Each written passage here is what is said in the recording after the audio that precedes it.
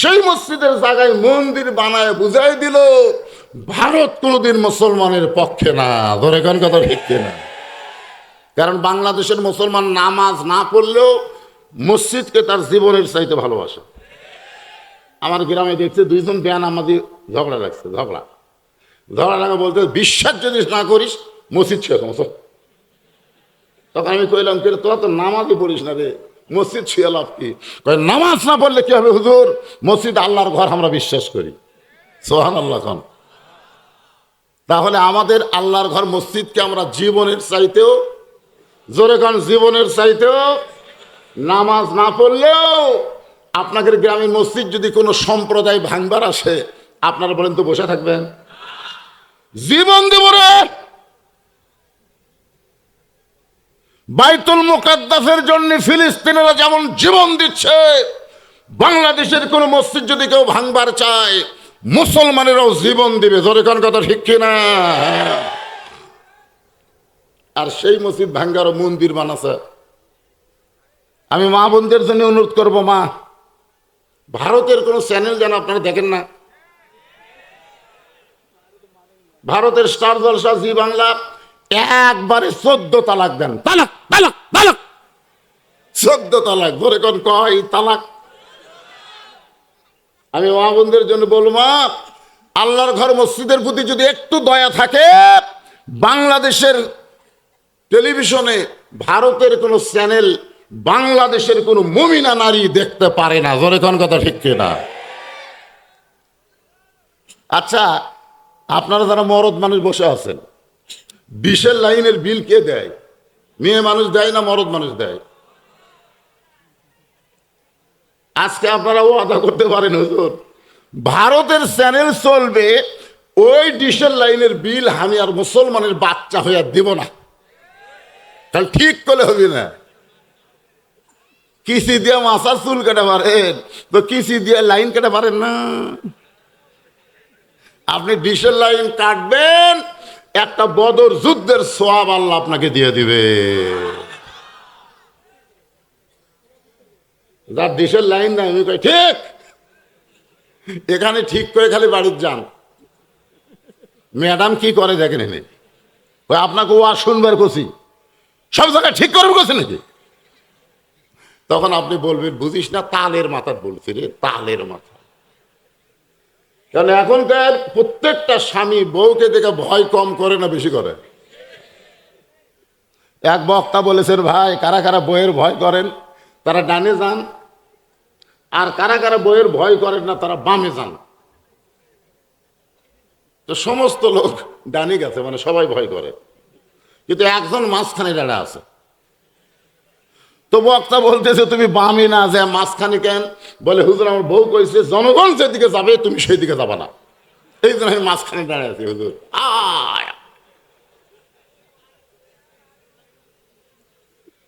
অনেকে চিন্তা করতেছে আমি 20 লাইন কাটলে আমার বউ তো আমার ঘরে থাকবে না। যে বউ ভারতের স্টার জলসা, জি বাংলা দেখে, ওই বউকে ঘরে না রাখাই ভালো। ওই বউ ঘরে থাকলে আল্লাহর গজব আপনার ঘরে আসবে। মায়েরা চিন্তা করতেছে কেউ আর শুনবো রানরে, আর হুজুর কেউ আর শুরু করলো। মায়েরা ধৈর্য হারা হন না।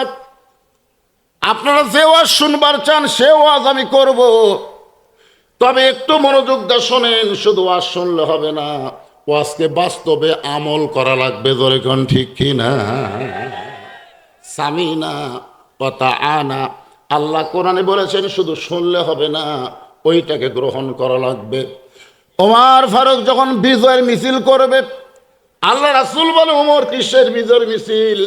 বলে ইয়া রাসূলুল্লাহ, যে মক্কা থেকে একদিন গভীর রাত্রে আপনি মদিনায় গেছিলেন, আজকে সেই মক্কা মুসলমান দখল করলো, তাহলে মুসলমান তো আনন্দ মিছিল করবে। আল্লাহর নবী ওমর ফারুককে কিছু বলার আগেই আল্লাহ তাআলা একটা সূরা নবীর ওপর নাজিল করলেন, যে সূরাটার নাম হলো সূরা নসর। বলে কার নাম কি? ইজা যা পড়েন, ইজা যা আনাসরুল্লাহি ওয়াল ফাত ওয়া রাআইতান নাস ইয়াদখুলুনা ফি দীনিল্লাহি আফওয়াজা ফাসাব্বিহ বিহামদি রাব্বিকা ওয়াস্তাগফির ইন্নাহু কানা তাওয়াবা। বিজয় মিছিল করবেন না কি করবেন? আল্লাহ কোরআনে বলে দিয়েছেন 90% মুসলমানের দেশে 16ই ডিসেম্বর ডিজে পার্টি গান বাজনা করে 30 লক্ষ শহীদদেরকে অপমান করা হয়। জোরে কোন কথা, ঠিক কথা কন না কেন? যারা দেশের জন্য জীবন দিল, আর আপনি সেই দিনে গান বাজনা করেন, ইয়ার কি মারেন? ওই মুক্তিযোদ্ধারা খালি কবর থেকে কয় আল্লাহ আর একটা বার আমাকে পেটে দাও। যেই শালারা 16 ডিসেম্বরে দোয়া দরুদ না পড়ে গান বাজনা করে, এরকে সাথে একটা যুদ্ধ কর্ম। এরা হলো পাকিস্তানেরই চামচিয়া। ধরে কোন কথা, ঠিক না? আমার এলাকার মুক্তিযোদ্ধা মুরগি কিনবার দেয়, বলতেছে ভাই পাকিস্তানি মুরগি আছে। আমি বললাম কে ভাই, প্রতি মাসে 20,000 টাকা করে বেতন পান করে, আপনি বাংলাদেশি মুরগি না খুঁজে পাকিস্তানি মুরগি খোঁজেন, তাহলে মনে হয় আপনি মুক্তিযোদ্ধা ছিলেন না।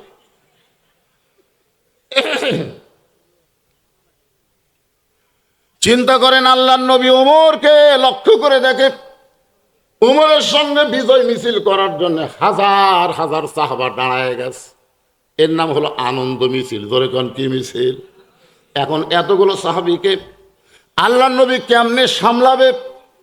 সমস্ত সাহাবীদেরকে সামাল দেওয়ার জন্য আল্লাহর নবী একটা জায়গার মধ্যে ঢুকতেছেন। মক্কার মধ্যে অত্যন্ত গুরুত্বপূর্ণ একটা জায়গার নাম হলো জান্নাতুল মাওয়া। ধরে কোন জায়গার নাম কি?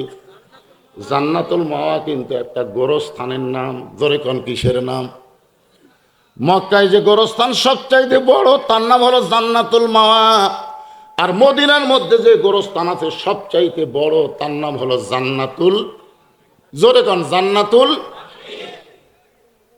মক্কা বিজয়ের দিন আল্লাহর নবী জান্নাতুল মাওয়া গোরস্থানের মধ্যে ঢুকতেছে। নবী যখন গোরস্থানের মধ্যে ঢোকে, তখন সাহাবেরা কি আর বাহিরে থাকতে পারে? আল্লাহ কোরআনে বলেছেন আতিউল্লাহ ওয়া আতিউর রাসূল। আল্লাহকে যদি পাওয়ার চাও, তাহলে রাসূলকে আনুগত্য ছাড়া পাওয়া যাবে। নবী যখন মাইকের সাউন্ড এরকম চঞ্চন করে, কেন? মাইক তো ভালোই চলতেছিল, চনচনি বন্ধ করে দাও। আমার কথা কি সবাই বুঝতে পারতেছেন না? হ্যাঁ, মাইক খুবই ভালো আছে, অসুবিধা নাই, কিন্তু একটু স্যান স্যান করতেছে, স্যান স্যানই বন্ধ করে দাও। আমার গলা মোটা তো, মোটা গলা চিকন সাউন্ড দিলে হবে না, স্যান স্যান করবি। এই জন্য আমার গলার সাথে অ্যাডজাস্ট করে সাউন্ড দাও। কি বুঝলেন? আপনাকে আমি কি বুঝাবার চাচ্ছি খেয়াল করছেন? আচ্ছা, একটা মানুষ যদি গোরস্থানের মধ্যে ঢোকে, তার মধ্যে কি আর দুনিয়ার কোনো আনন্দ থাকে? আপনাকে কোনোদিন গোরস্থানের মধ্যে ঢুকছেন? ঢুকছেন? এখন গোরস্থানের মধ্যে ঢুকাও দিয়ে একজন গল্প করে, কেন তোর বাড়ির খবর কি রে? তো বলছে ভাই 3 তলার ভিত দিছি তো, 2 তলা হচ্ছে আর 1 তলা। গোরস্থানের মাটি দিবার যায়, এই শালা বাড়ির গল্প করতেছে। এরকম বেহুদ্দা আছে না? কথা কর না কেন? দুজন গল্প করতেছে, ভাই 3 তলা বানাচ্ছি তো, 2 তলা হচ্ছে রে। 2 কান্দর 2 ফেরেস্তা করতেছে, আল্লাহ এই শালার কান্দর থাকবো না। এই মাটি দিবার আসে বিল্ডিং এর চিন্তা করে এই মানুষ। হাসতেছেন? আছে না নাই? একটু মনোযোগ দিবেন। নবী যখন জান্নাতুল মাওয়ার মধ্যে ঢুকলেন, প্রত্যেকটা সাহাবী বিজয় মিছিল বাদ দিয়ে আল্লাহর নবীকে অনুসরণ করলেন। নবী একটা কবরের পাশে গিয়া ছোট বাচ্চার মতন কান্না শুরু করে দিলেন। জান্নাতুল মাওয়ার মধ্যে হাজার হাজার কবর। কত কবর? কিন্তু একটা কবরের পাশে গিয়ে নবী কান্না শুরু করে দিলেন। সাহাবীরা জিজ্ঞেস করে, ইয়া রাসূলুল্লাহ, হাজার হাজার কবর থাকতে এই কবরের পাশে দাঁড়ায় আপনি কান্দেন, এইটা কার কবর? আপনি কি আমাদের বলবেন না? রাসূল বললেন, সাহাবীরা রে, এইটা এমন একজন মহিয়সী নারীর কবর, যিনি হলেন আমার দরদের বিবি খাদিজা। যখন মা খাদিজা দুনিয়া থেকে বিদায় নিলেন, তখন নবীর সাহাবীর সংখ্যা ছিল মাত্র 300 জন। জোরে কোন কয়জন? কিন্তু মক্কা বিজয়ের সময় নবীর সঙ্গে আছে কতজন? তাহলে 300 যদি 10,000 মধ্যে মাইনাস করেন তাহলে থাকে কত? 9,700 জন। এই 9,700 জন বলতেছে, ইয়া রাসূলুল্লাহ, খাদিজা নামে আপনার একটা বিবি ছিল, এইটা আমরা জানি, কিন্তু খাদিজারে আমরা চিনি না।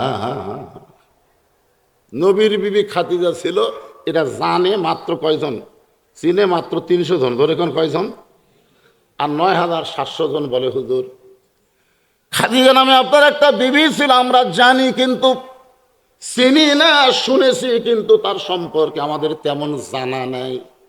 হুজুর মেহেরবানি করে এই খাদিজা মা সম্পর্কে যদি আমাদের একটু জানাতেন। আল্লাহ নবী বলেন, সাহাবীরা রে, আমার খাদিজা সম্পর্কে যদি জানতে